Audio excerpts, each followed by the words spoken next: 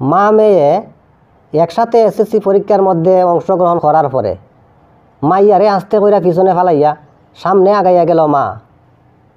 ঘটনাটা ঘটছে ব্রাহ্মণবাড়িয়ার নাসিরনগর থানায়।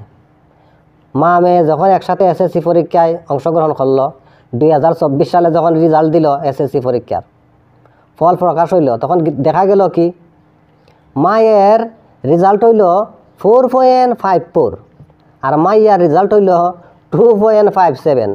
চিন্তা করা যায় অর্ধাবর্ধি ব্যবধান, অর্ধেক ডিফারেন্স। তাছাড়া মা একজন মহিলা মেম্বার মানুষ, ইউনিয়নের মহিলা মেম্বার, 1 নম্বর 2 নম্বর 3 নম্বর ওয়ার্ডের একজন মহিলা মেম্বার।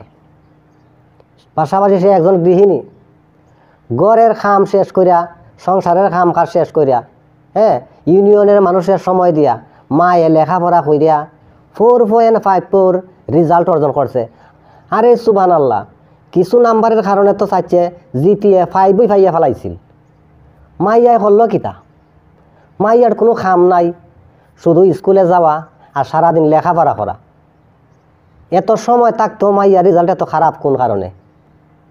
কারণ যেটা বোঝা যাইতেছে, টিকটক আইডি আছে, টিকটক আইডি সারাদিন ওই টিকটক আইডির মধ্যে সময় দিছে, লেখাপড়ায় সময় দিছে না। স্কুলে যখন গেছে আস্তে করে ব্যাগের ভিতরে মোবাইলটারে ঢুকাই লইয়া গেছে স্কুলের মধ্যে গিয়া বন্ধু বান্ধবী হলে লইয়া ওই টিকটকের মধ্যে সময় দিছে, আনন্দ করছে, মাস্তি করছে, লেখাপড়ার টাইম হই। আর এইদিকে চাচি 45 বছর বয়সে বালা একটা রেজাল্ট কইরা দেখাই দিছে। চাচির বয়স কিন্তু 45 বছর। যদিও সাংবাদিকের ছবিটা কার কাছ থেকে কালেকশন করছে জানি না, এই ছবিটা কি চাচ্ছে দিছুন না অন্য কোনো কান থেকে কালেকশন করছে জানি না। এরপরে ছবিটাও দিছে, মাইয়ার ছবিটা দিছে হিজাব দিয়া, আর চাচির ছবিটা দিছে হিজাব ছাড়া। মানে কীরকম লাগে বোঝা যায় চাচির বয়স কম। আসলে চাচির বয়স কম না, 45 বছর বয়স চাচির।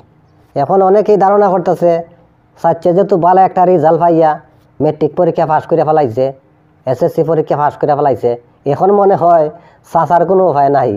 চাচা মনে হয় ঘরের ভিতরে এখন শান্তিতে থাকতে পারতো না। আসলে ভুল ধারণা। মেট্রিক পরীক্ষায় ভালো রেজাল্ট পাওয়ার পর চাচি যদি এরকম হ্যাটাম দেখায়, চাচার হাতেও সময় আছে, চাচার হাতেও টাইম আছে, বয়স কোনো ব্যাপার না। সামনের বছর চাচাইও এসএসসি পরীক্ষায় অংশগ্রহণ করিয়া জিপিএ 5 পাইয়া, গোল্ডেন 5 পাইয়া চাচিরে দেখাই দিব। এই ক্যাপাসিটি চাচার হাতেও আছে।